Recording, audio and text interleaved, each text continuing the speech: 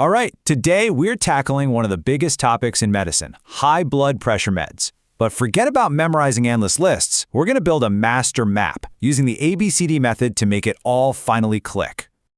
Okay, so picture this. You're on your clinical rotation, feeling pretty good.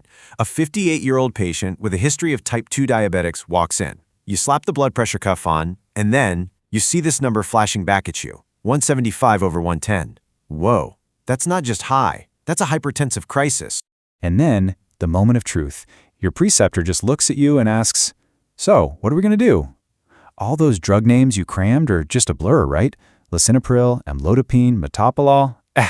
If you're just relying on rote memorization in a moment like this, you're going to freeze. There has to be a better way. And guess what? There is. It's time to ditch the endless flashcards and start mapping. Today, we're mastering the ABCD framework for antihypertensives. This isn't just a mnemonic, it's a system that helps you find the right drug for the right patient every single time. So here's our game plan. We're going to build this map pillar by pillar. We've got pillar A, pillar B, pillar C, and pillar D.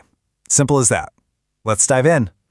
All right, let's get into it with pillar A. I like to call this the A team. And on this team, you've got two major players. The ACE inhibitors, those are your aprils, like lisinopril, and the ARBs, which are the sartans, like losartan. Like, to really get what these drugs do, you've got to understand the RAAS system. The best way to think about it, it's like a high-pressure waterfall inside your body.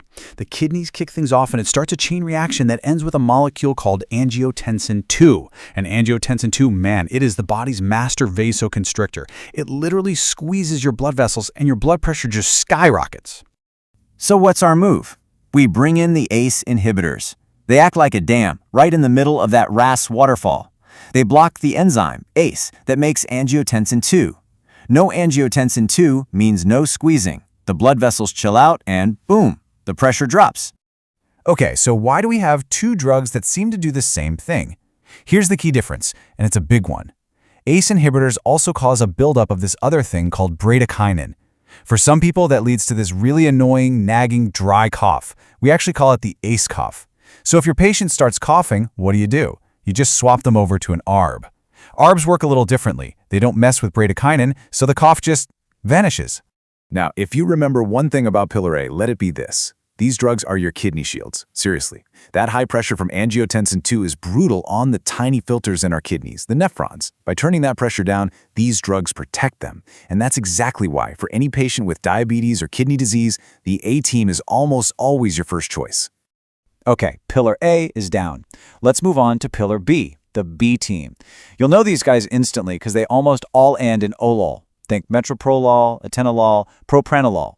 The easiest way to think about beta blockers, they're the brakes on a speeding heart. You know, if the heart's just revving way too high, beating too fast and pumping too hard, a beta blocker basically tells it to ease off the gas. It slows down the heart rate and lessens the force of each beat. Less forceful pumping means less pressure in the system. Simple. But hold on. This is where it gets tricky. And this is a classic exam question, so listen up. There are different kinds of beta receptors. The easiest way to remember, you have one heart, so it has beta-1 receptors. And you have two lungs, so they have beta-2 receptors. Beta-1 makes the heart go faster. Beta-2 helps the lungs relax and open up. So why does this matter so much? Because if you give a non-selective beta blocker, one that hits both B1 and B2 to a patient with asthma, you're in big trouble. You'll block those beta-2 receptors in their lungs, and their airways could clamp shut. That is a huge no-no. It's an absolute contraindication. For anyone with asthma, you need a selective beta-1 blocker. Okay, so what's the clinical pearl for the B team? Beta blockers are the absolute go-to choice for patients who've just had a heart attack. By putting the brakes on the heart and giving it a chance to rest and heal, they literally save lives and stop future heart attacks from happening. All right, moving right along to pillar C. The C team is our calcium channel blockers, or CCBs for short. Now, think back to basic physiology. What does calcium do in muscles? It makes them contract. So it makes sense that if you block calcium from getting in, the muscles are going to relax. Now, with CCBs, there are really two different flavors, and it's super important to know which is which. I think of it as the pipes versus the pump. The first group, the dihydropyridines like amlodipine, they mostly work on the pipes, your blood vessels, relaxing them. The classic giveaway side effect? Swollen ankles. Then you have the non-dihydropyridines, like verapamil and diltiazem. These guys work more on the pump, the heart itself, slowing it down. And that brings us to a huge pro tip, a really critical safety warning. You never mix one of those pump CCBs, a non-dihydropyridine, with a beta blocker. Why? Well, what do they both do? They both slow the heart down. Put them together and you can slam the brakes on the heart way too hard, causing a dangerously slow heart rate. Just don't do it. And here we are, our final pillar, Pillar D. This is the D team, the diuretics. You've probably heard these called water pills. We're going to focus mainly on the thiazide diuretics because they're a super common starting point for just regular old high blood pressure. The logic behind diuretics is honestly the most straightforward of them all. They just tell your kidneys to pee out more salt, and wherever salt goes, water follows, so you get rid of extra fluid. If you have less fluid volume inside your pipes, what happens to the pressure? It goes down. It's really that simple. But, not all diuretics are the same. It all depends on where in the kidney's plumbing system they work. Thiazides, for example, work on a spot called the distal tubule. But the really heavy hitters, the loop diuretics like furosemide, they work earlier on, in the loop of Henle. And because of where they work, they're way more powerful. So location is everything. Okay, clinical pearl for Pillar D.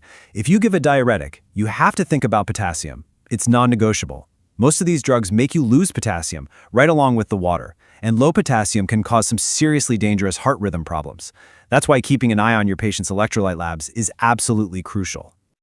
All right, we've built it. Pillar A, B, C, and D.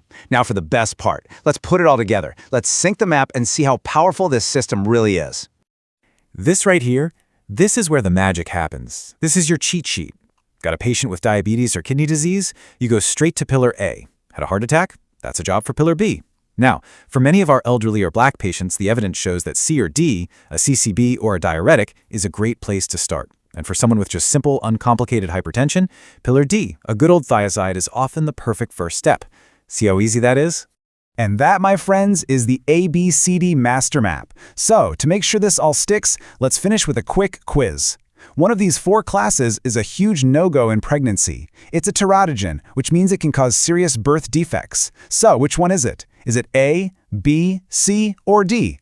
Let me know what you think in the comments. Oh, and by the way, if you want a deeper dive into all the different kinds of diuretics, I've put a link for you in the description below. Thanks for watching.